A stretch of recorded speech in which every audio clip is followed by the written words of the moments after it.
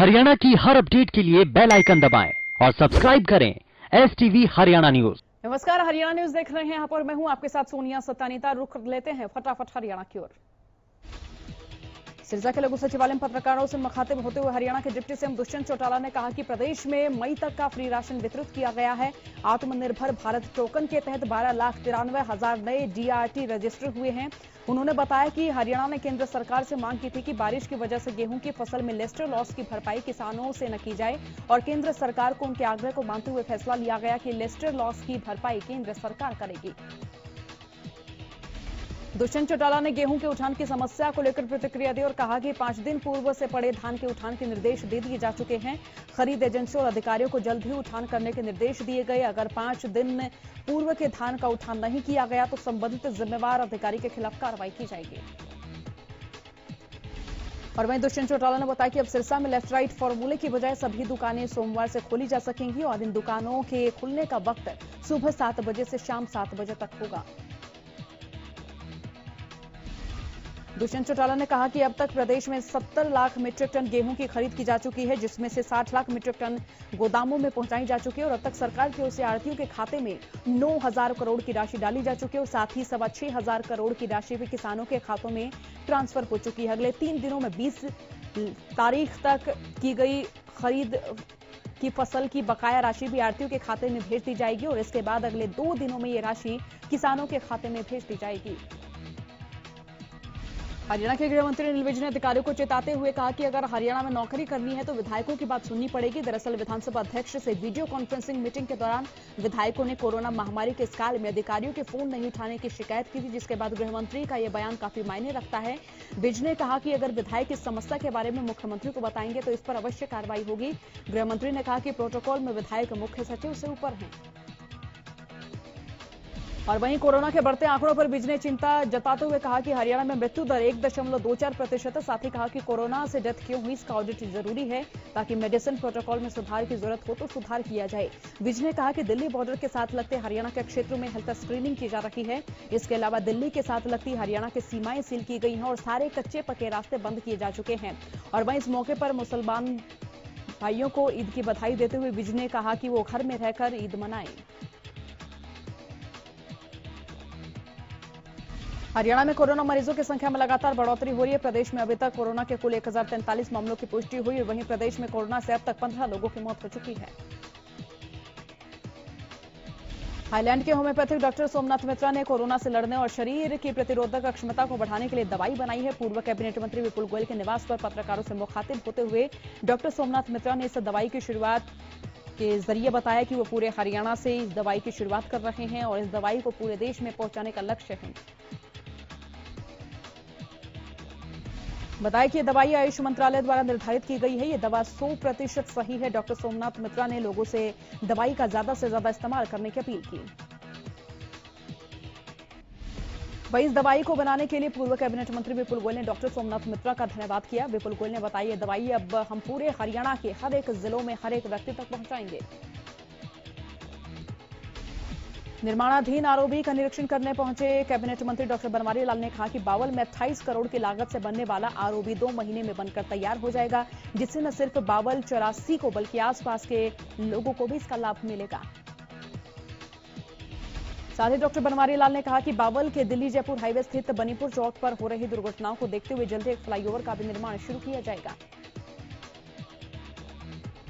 सेवा सुरक्षा और सहयोग का नारा देने वाली हरियाणा पुलिस ने एक बार फिर इंसानियत की मिसाल पेश की है।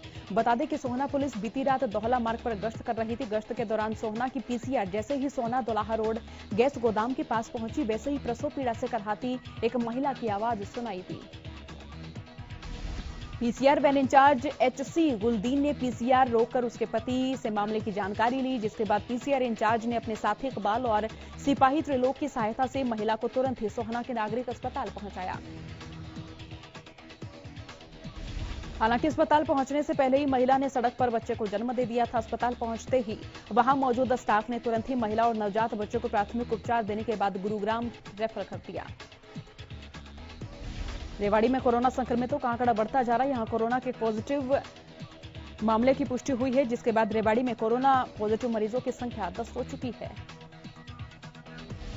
करनाल सदर बाजार से 2 कोरोना पॉजिटिव केस सामने आए हैं। 16 साल का बच्चा और 60 साल का बुजुर्ग कोरोना से पॉजिटिव मिले हैं। बच्चे की ट्रैवल हिस्ट्री दिल्ली बताई गई है। सदर बाजार इलाके में 2 और कोरोना पॉजिटिव केस आने के बाद स्वास्थ्य विभाग और पुलिस की टीमें मौके पर पहुंची। स्वास्थ्य विभाग ने आसपास के घरों की स्क्रीनिंग शुरू की और परिवार वालों के भी सैंपल लिए। देश के अलग अलग हिस्सों में जेलों में बंद कैदियों और जेल स्टाफ के कोरोना पॉजिटिव पाए जाने की खबरों के बाद अंबाला का जेल प्रशासन और स्वास्थ्य विभाग हरकत में आया है। एहतियातन अंबाला में अब सेंट्रल जेल से 46 लोगों के कोरोना जांच के लिए सैंपल लिए गए हैं। अंबाला स्वास्थ्य विभाग ने अब सेंट्रल जेल से स्टाफ और वहां बंदियों सहित 46 लोगों के कोरोना जांच के लिए सैंपल्स लिए हैं। अंबाला सेंट्रल जेल के मेडिकल ऑफिसर ने जानकारी देते हुए बताया कि जिन 40 लोगों के सैंपल लिए गए हैं उनमें 11 जेल स्टाफ के लोग और 35 बंदी शामिल हैं। मेडिकल ऑफिसर ने बताया कि कल शाम तक इन सभी की रिपोर्ट्स आने की संभावना है। सिरसा के भादरा बाजार की रहने वाली महिला के कोरोना पॉजिटिव पाए जाने के बाद प्रशासन और स्वास्थ्य विभाग सतर्क हो गया है। भादरा बाजार की 3 गलियों को कंटेनमेंट जोन और साथ लगते एरिया को बफर जोन बनाया गया है। नोहरिया बाजार स्थित जन स्कूल में कंट्रोल रूम स्थापित किया गया। कंटोनमेंट जोन घोषित एरिया की 3 गलियों में नाकेबंदी कर पुलिसकर्मी तैनात कर दिए गए हैं। कोरोना पूरी दुनिया के लिए किसी अभिशाप से कम नहीं। इंसान के साथ साथ अब इसका असर उद्योगों पर भी दिखने लगा। प्लाईवुड उद्योग अभी मंदी के दौर से गुजर रहा है और इसका कारण कोरोना ही है। प्लाईवुड उद्योग का हब कहे जाने वाले यमुनानगर जिले में लगभग 1000 प्लाईवुड उद्योग है। यकीनन इन उद्योगों से 1000 लोगों की रोजी रोटी भी जुड़ी हुई थी। गुरुग्राम लॉकडाउन की दोहरी मार झेल रहा है। एक और कंपनी की मशीनें कोरोना काल में बंद होने से जंग खा रही हैं, तो वहीं अब वर्करों की कमी ने कारोबारियों के माथे पर चिंता की लकीरें खींचती हैं। कारोबारियों पर कोरोना संक्रमण की मार ऐसे पड़ी कि अपने पारंपरिक उत्पादन को छोड़कर दूसरे उत्पादन पर ध्यान देना पड़ा, लेकिन यहां भी मुश्किलों ने उनका पीछा नहीं छोड़ा। ऐसी ही कहानी गुरुग्राम के सेक्टर 37 में गारमेंट की कंपनी की है, जिसमें कोरोना संक्रमण के बाद मास्क और पीपीई किट बनाने का कार्य किया गया और कोरोना का डर लोगों के दिलों में इस कदर घर गया है कि लोग बसों में यात्रा करने से भी कतराने लगे हैं।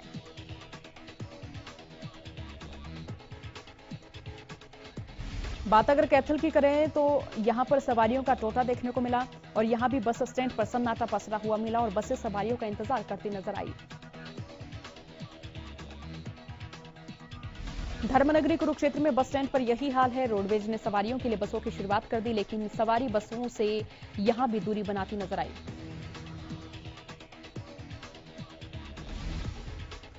झज्जर में भी रोडवेज के बस यात्रियों को लेकर फराटा भरने के लिए तैयार, लेकिन यहां भी कोरोना का खौफ यात्रियों में देखने को मिला। बस अड्डे से बस की शुरुआत होने के बाद भी यात्री नदारद दिखे। लॉकडाउन में राहत देते हुए हरियाणा सरकार ने रोडवेज बसें चलाने की अनुमति दे दी। इस क्रम में पानीपत से पंचकुला के लिए बसों की आवाजाही शुरू हो चुकी है। जिन यात्रियों को पंचकुला जाना होगा उन्हें ऑनलाइन टिकट बुक करवानी होगी। शुक्रवार सुबह लगभग 16 सवारियों को लेकर बसें रवाना हुई और वहीं एक बुजुर्ग दंपत्ति सोनीपत से पैदल चलकर पानीपत पहुंचा, जहां से उन्हें हरियाणा रोडवेज में पंचकुला के लिए रवाना किया गया। लॉकडाउन के चौथे चरण में भले ही सरकार ने बसों के संचालन में रियायत दी हो, लेकिन कोरोना के बढ़ते संक्रमण की वजह से अब लोगों ने ही बस यात्रा से दूरी बनानी शुरू कर दी है। लॉकडाउन के चलते जहां प्रवासी मजदूरों के लिए सरकार ने बस और ट्रेन की सुविधा दी है, तब से मजदूरों की उलझनें और बढ़ती हुई नजर आ रही हैं और मजदूरों को अनेक यातनाओं का सामना करना पड़ रहा है। ऐसा मंजर भिवानी के गुजरानी मोड़ स्थित संत रामपाल आश्रम के समक्ष देखने को मिला। फतेहाबाद में एक रिक्शा चालक के परिवार को उसके मकान मालिक ने 2 महीने का किराया न मिलने के चलते घर से बाहर कर दिया। रिक्शा चालक ने बताया कि उनका 2 महीने का किराया बाकी है, जबकि पिछले 1 महीने का किराया उन्होंने अपने मकान मालिक को दे दिया था, लेकिन मकान मालिक की ओर से लगातार उन्हें अपशब्द बोले जा रहे हैं और मारपीट की धमकी दी जा रही है। देर रात मकान मालिक ने उन्हें घर से बाहर निकाल दिया, जिसके बाद वे सड़क पर आ गए। जहां एक और देश कोरोना के खिलाफ जंग लड़ रहा है, तो वहीं दूसरी ओर सोना में ग्रामीण इलाकों के सफाई कर्मचारी अपनी मांगों को लेकर लड़ाई लड़ रहे हैं। सफाई कर्मचारियों का आरोप है कि उन्हें वक्त पर वेतन नहीं दिया जा रहा है और साथ ही सफाई के दौरान इस्तेमाल होने वाले सुरक्षा उपकरण भी उन्हें नहीं मुहैया हो रहे हैं। सफाई कर्मचारियों की मांग है कि सरकार जल्द से जल्द उन मांगों को लागू करे जो गृह मंत्री अनिल विज के साथ हुई बैठक में मंजूर की गई थी। तो वहीं सफाई कर्मचारियों का कहना है कि उनके साथ भेदभाव किया जा रहा है, क्योंकि शहरी इलाकों में काम करने वाले सफाई कर्मचारियों की तुलना में उन्हें कुछ भी सुविधाएं नहीं मिल रही हैं। कर्मचारियों ने मुख्यमंत्री के नाम ज्ञापन सौंपा है और शहरी और ग्रामीण क्षेत्र के सफाई कर्मचारियों को 4,000 रुपए जोखिम भत्ता दिया जाए और सभी सुरक्षा उपकरणों के साथ साथ बकाया वेतन का भुगतान किया जाए। सिरसा में सर्व कर्मचारी संघ की जिला इकाई से जुड़े कर्मचारियों ने जिले भर में अपनी मांगों को लेकर रोष प्रदर्शन किया। केंद्रीय ट्रेड यूनियनों और सरकारी कर्मचारी फेडरेशन के आह्वान पर रोष प्रदर्शन करने के बाद कर्मचारियों ने प्रधानमंत्री के नाम ज्ञापन सौंपे। प्रधानमंत्री के नाम सौंपे ज्ञापन में संघ पदाधिकारियों ने कोरोना महामारी के दौरान केंद्र और राज्य की सरकारों की ओर से मजदूरों और मेहनतकश वर्ग के अधिकारों को छीनने, सार्वजनिक क्षेत्र को खत्म करने सहित अनेक फैसलों का पुरजोर विरोध किया। लोहारू की अनाज मंडी में आड़ती मार्केट कमेटी कार्यालय के समक्ष आड़ती प्रदर्शन कर रहे हैं। जानकारी के अनुसार आड़ती प्रशासन द्वारा की जा रही फिजिकल वेरिफिकेशन का विरोध कर रहे हैं।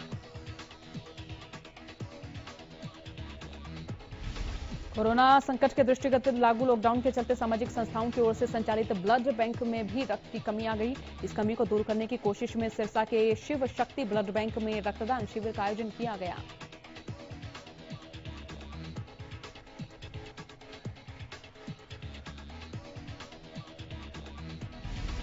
शिविर में होमगार्ड जवानों ने रक्तदान किया। करीब 50 होमगार्ड जवानों ने all India home guard welfare association के आह्वान पर रक्तदान किया।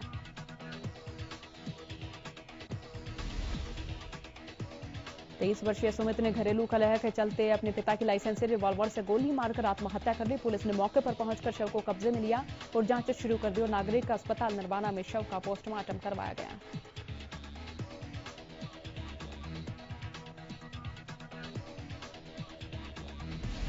लंबे इंतजार के बाद ट्रेनों के लिए रेलवे बोर्ड ने सरकार के आदेशों पर टिकटों के लिए बुकिंग काउंटर खोल दिए हैं, जिसको लेकर लोगों में खुशी देखी जा रही है। बुकिंग काउंटर खुलते ही भारी संख्या में लोग टिकट बुकिंग कराने पहुंचे। इस दौरान स्टेशन पर सोशल डिस्टेंसिंग का पालन करते हुए महिलाएं और पुरुष अपनी बारी का इंतजार करते दिखे। दतिया में आज प्रशासन द्वारा 92 प्रवासी मजदूरों को बिहार भेजने के इंतजाम किए गए। सभी मजदूरों का प्रशासन की ओर से मेडिकल चेकअप कराया गया और उसके बाद बसों में बिठाकर सभी प्रवासी मजदूरों को फतेहाबाद के लिए रवाना किया गया, जहां से फतेहाबाद प्रशासन की ओर से इनको भट्टू से ट्रेनों में भेजने के इंतजाम किए गए। इस मौके पर सामाजिक संस्थाओं की ओर से इनको खाने के पैकेट भी वितरित किए गए। वहीं इस बारे में ड्यूटी मजिस्ट्रेट ने विमला ने बताया कि कुछ दिन पहले प्रवासी मजदूरों की ओर से रतिया तहसील में बिहार जाने के लिए रजिस्ट्रेशन करवाया गया था। इस दौरान इनको बिहार भेजने के लिए प्रशासन की ओर से इंतजाम किए गए और इन्हें बिहार के लिए रवाना किया गया। पलवल बीएससी की छात्रा को खेतों में ले जाकर गैंगरेप करने वाले 2 आरोपियों को अमरपुर चौकी पुलिस ने गिरफ्तार किया है, जबकि एक आरोपी फिलहाल फरार है, जिसकी गिरफ्तारी की कोशिश जारी। गिरफ्तार आरोपियों से एक देसी कट्टा और एक जिंदा कारतूस बरामद हुआ। पुलिस ने दोनों आरोपियों को गहन पूछताछ के लिए अदालत में पेश कर 4 दिन के पुलिस रिमांड पर लिया।